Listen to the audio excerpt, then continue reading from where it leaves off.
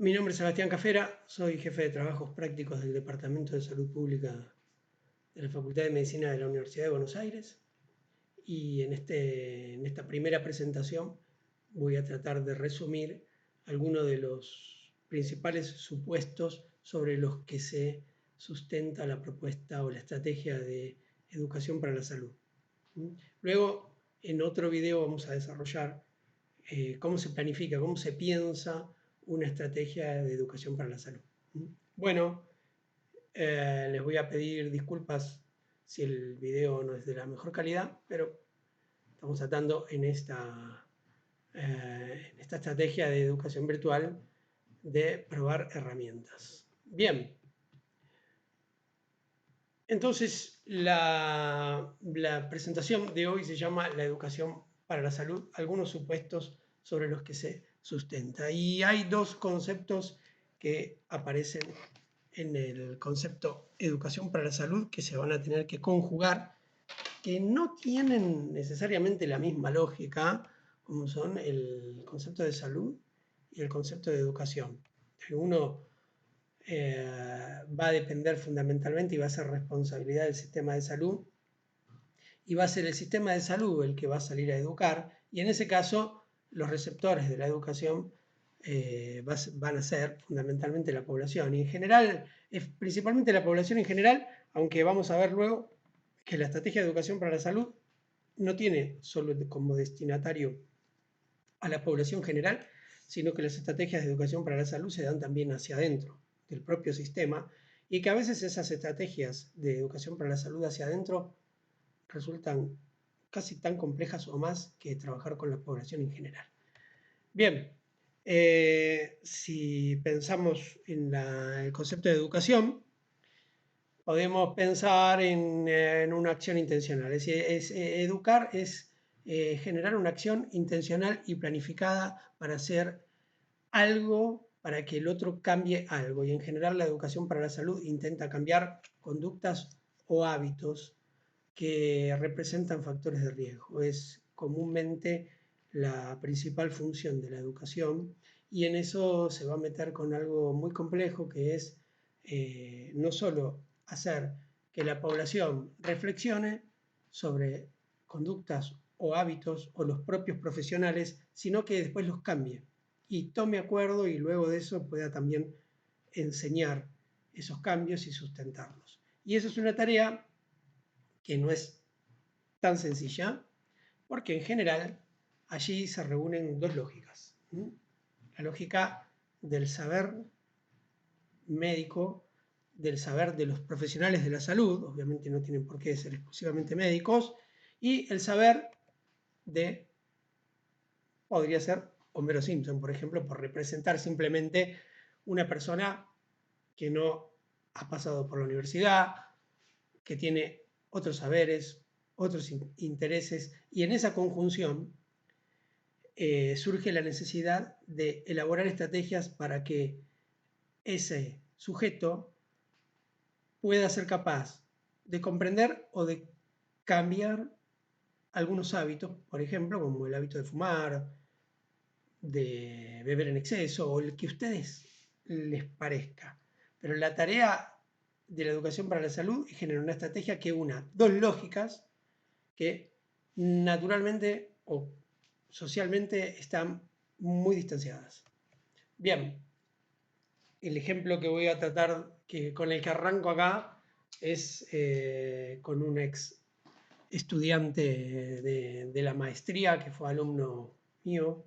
Se llama Juan Cruz Beltrán, lo ven aquí en la imagen, y Juan Cruz en un momento, cuando se desató la epidemia de ébola en África del Norte, decide irse a trabajar allá y me envió un mail, lo recuerdo como si fuera ayer, en el que decía: me despido, Sebastián, si el problema está allá, yo no tengo nada que hacer acá.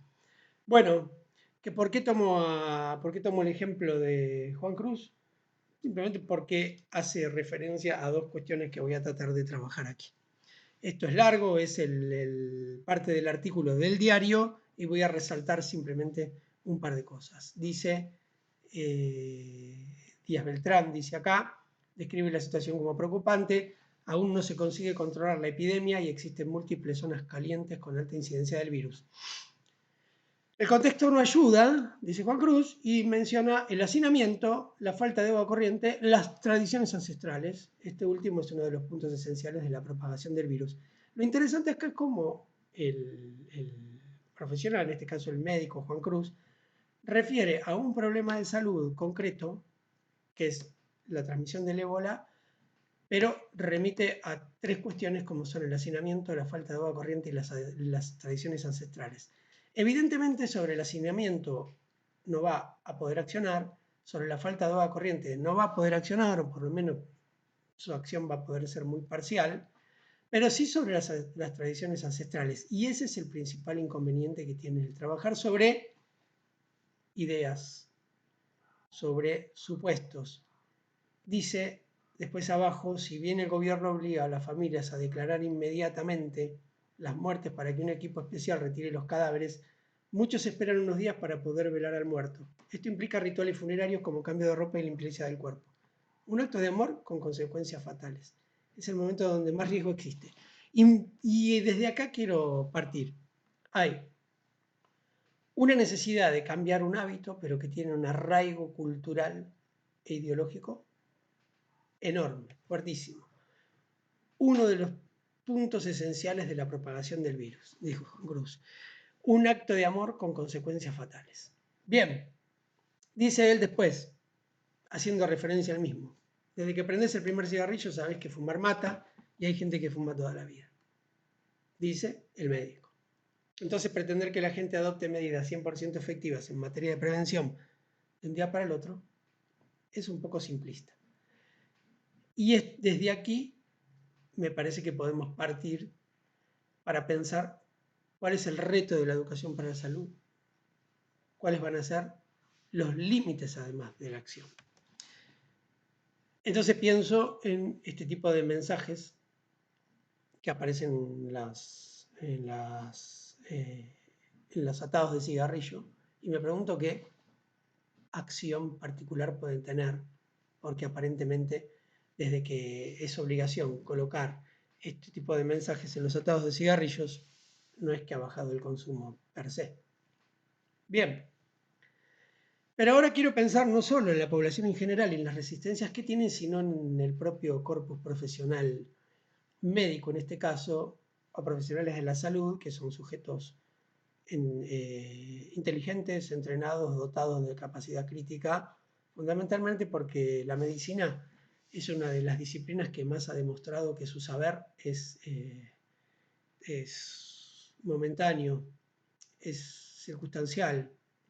De hecho, cuando nosotros en el siglo XXI nos enfrentamos a una epidemia de un retrovirus, tenemos por lo menos que aceptar que toda la gran cantidad de certezas que teníamos se han ido en gran parte, se han perdido. Bien, Semmelweis, les cuento, médico joven, que en el hospital de Viena, a mediados de la década del siglo XIX, se recibe, quiere hacer su especialidad de obstetricia, seguramente este nombre lo deben haber escuchado en otras materias, y decide hacer su especialidad en la sala de obstetricia del Hospital de Viena. Encuentra ahí en la sala de obstetricia que uno de los principales problemas que había era que las mujeres morían de la llamada fiebre puerperal, que era una infección a punto de partida, de una infección uterina por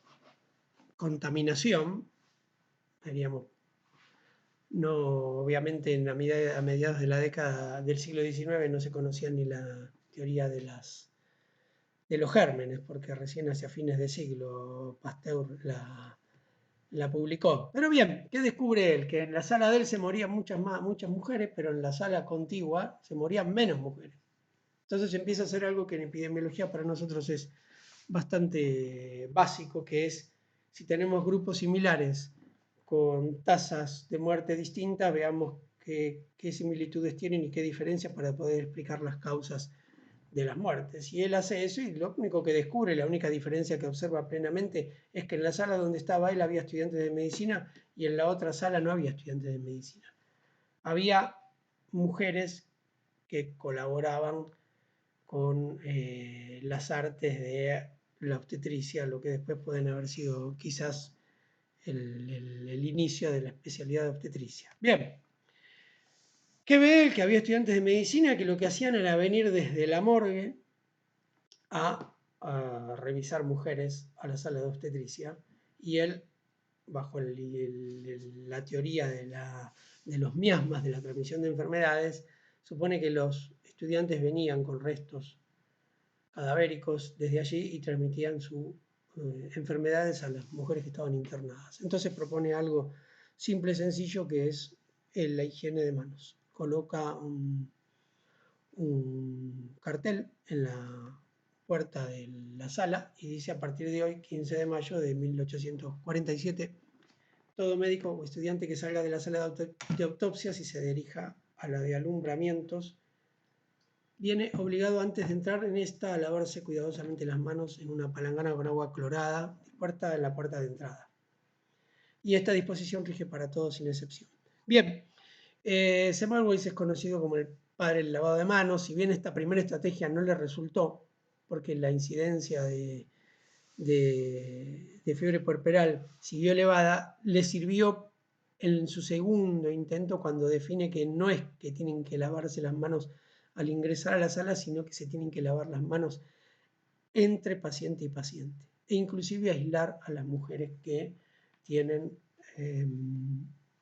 fiebre puerperal. Bueno, Semmelweis se entregó a la evidencia, publica esto y aparentemente algo falló, no supo en principio expresarlo, terminó expresar sus ideas al cuerpo profesional, lo expulsaron del hospital, lo echaron algún tiempito después y escribe algo que no puede dar cuenta de por qué lo echaron. En principio dice: me habría gustado mucho que mi descubrimiento fuese de orden físico porque se explique la luz como se explique, no por eso se deja alumbrar. En nada depende de los físicos. Mi descubrimiento depende de los tocólogos. Y con eso está todo dicho. Asesinos lo llama. Y con esto ya lo que les quiero decir es: Semmelweis tenía razón, Semmelweis tenía evidencia, pero no supo o no consideró que generar cambios en las percepciones de los otros es una cosa mucho más compleja que simplemente decirles que las cosas son de una manera porque ya se comprobaron. Y eso lo quiero subrayar. Mi descubrimiento depende de los tocólogos y con esto ya está todo dicho. Asesinos. Semmelweis terminó internado en un manicomio, salió luego de unos años. Su muerte viene acompañada de una cosa épica ahí de que se murió porque se infectó. Se transmitió una enfermedad cortándose con un bisturí para demostrar sus teorías. Tiene una estampilla, tiene bustos, pero Semmelweis se murió en vida sin ningún tipo de reconocimiento. Pero para venirnos un poquito más hacia nuestro tiempo y para pensar que no solo los profesionales fueron resistentes, o muchos de ellos, hace 150 años, vengo más adelante y mire, tenemos aquí el ejemplo de Barry Marshall, Premio Nobel de Medicina 2005. Barry Marshall le otorgan el premio Nobel porque él descubrió, junto con un colega, al Helicobacter pylori como agente causal de úlcera gástrica y revoluciona el campo de la cirugía gastrointestinal porque en la década del 80 muchas de las úlceras gástricas, y esto se lo pueden preguntar a cualquier médico que tenga una matrícula un poquitito por debajo de 100.000, se resolvían muchas de las úlceras gástricas con gastrectomía, es decir, se le quitaba el estómago a la gente, o por lo menos una porción del estómago, porque esas úlceras eran refractarias a tratamiento. Barry Marshall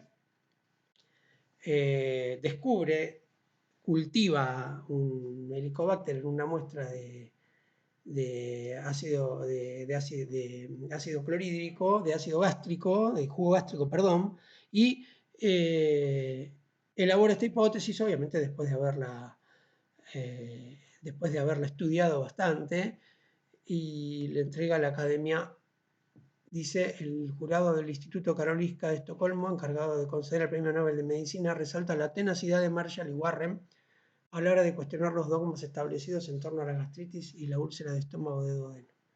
Los dos científicos demostraron que el Helicobacter pylori es la causa de ambos trastornos. ¿Y por qué traigo esto? Marshall y Warren elaboraron su teoría a mediados de la década del 80 y se le da el premio Nobel en el 2005. Tuvieron 20 años insistiendo, quizás 10, 15 años insistiendo en que su teoría era válida y la medicina les negó esa confianza, de modo que se siguieron sacando estómagos. El mismo Marshall cuenta de historia, en su biografía, que él, para demostrar su teoría, le pidió a un ayudante que preparara un caldo de cultivo de Helicobacter pylori y se lo bebió. Y a las 2 semanas estaba vomitando sangre. Dice, lo cuenta él, lo único que no sabía era cómo tratarlo, lo trató con un esquema de triple antibiótico y se resolvió el problema. Pregúntense ustedes o averigüen cómo se trata hoy este tipo de patología infecciosa. Bien, entonces, estas resistencias siempre existieron, siempre, sobre la población y sobre el corpus médico. Pero también quiero referirme a que no solamente hablamos de población, ni tampoco del cuerpo de profesionales, sino que también puede pasar esto que el Dr. House demuestra con bastante claridad. My asthma. They said they'd fix it, but it didn't make any difference at all. Well, sometimes doctors make mistakes. Anna, you have to try twice as hard to fix them. Are you using your inhaler? All the time. Go through one a week. You sure you're using it right? Do I look like an idiot? No. Why don't you show me how your inhaler works?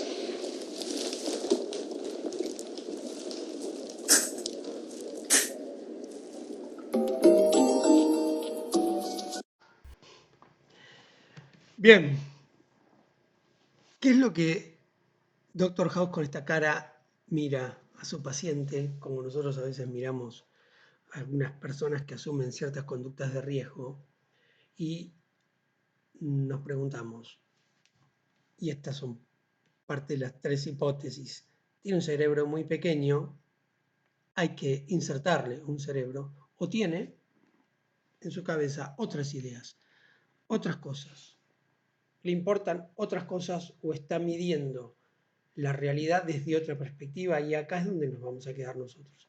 Principalmente, la primera hipótesis la vamos a descartar, la segunda hipótesis la vamos a descartar, vamos por la tercera hipótesis. Las personas tienen otras concepciones, otras ideas, y estas pueden ser facilitadoras u obstaculizadoras de la acción de educación para la salud. De modo que uno de los primeros supuestos sobre los que vamos a trabajar es que no hay correspondencia entre el emisor y el receptor, que no hay identidad entre estos dos, que hay resignificación, porque hay, entre otras cosas, conocimientos previos. Es más, hay a veces tanta resignificación que los sujetos creen y están de acuerdo con cosas, pero cuando las vuelven a expresar, las vuelven a repetir, uno se da cuenta que no han comprendido lo que uno quería que comprendan. Y esto se da también en otra cuestión, que es que el emisor, es decir, acá en este caso los profesionales, también cambian o deberían cambiar cuando observan el resultado de su acción. Y esta, en la planificación, va a ser un elemento rector. Educación, entonces, no es información. El primer supuesto sobre el que vamos a trabajar es sobre que la información es un elemento necesario, pero no suficiente. Bien, hasta aquí la primera parte. Seguimos esto en una segunda presentación.